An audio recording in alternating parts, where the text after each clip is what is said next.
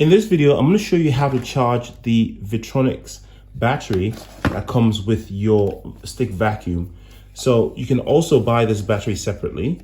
If you want multiple batteries, that's one thing you can do. You can also charge the battery by itself or while it's connected to the device, okay? So what you do is have it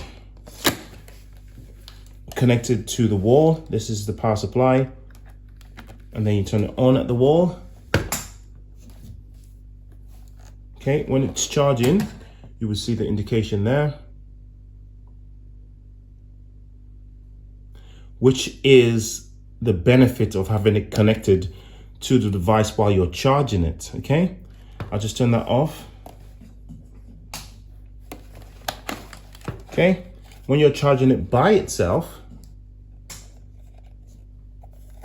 there is an LED there that flashes as well that gives you the indication that it is charging, okay? So it doesn't have to be connected to the actual device to charge. It can charge by itself and you can tell that it's charging and when it finishes because that stops flashing, okay? Hope that helps.